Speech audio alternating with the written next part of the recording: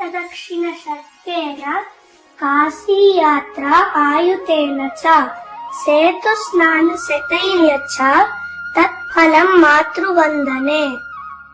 6 మార్లు భూప్రదక్షిణ చేస్తే ఎంత ఫలితమో, 10,000 మార్లు కాశీయాత్ర చేస్తే ఎంత ఫలితమో, 100 మార్లు రామేశ్వరం సముద్ర స్నానం చేస్తే ఎంత ఫలితమో, అమ్మకు నమస్కరిస్తే అంత ఫలితం.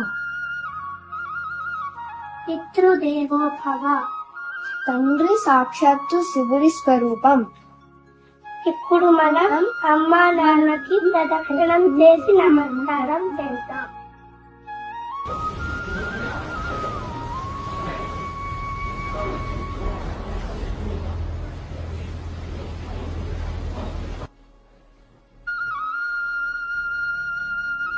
చాలా బాగా చెప్పారు. నేను మీకు చెప్పిన విషయాన్ని చక్కగా ఆచరించి చూపించారు. అలాగే మనిద్దరం కూడా అమ్మా నాన్నగారికి ప్రదక్షిణం చేసి నమస్కారం చేద్దాం.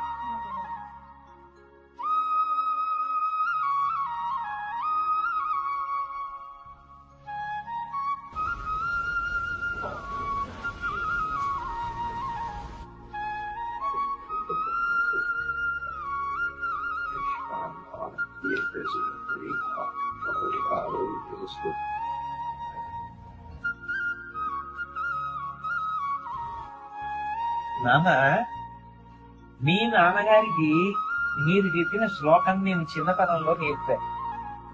మీ నాన్నగారు ఆ సంస్కారం నిలబెట్టుకుని ఆ శ్లోకం మీకు నేను, మీరు ఆ శ్లోకం చదివి మీ అమ్మగారికి నాన్నగారికి నమస్కారం చేశారు. మీ అమ్మ నాన్నగారు మాకు నమస్కారం చేశారు. మరి ఇప్పుడు నేనెవరికి నమస్కారం చేయాలి? మా అమ్మకి నాన్నగారికి చేయాలి. కానీ ఇప్పుడు వాళ్ళిద్దరూ వేరు. అయినా బెంగేం లేదు.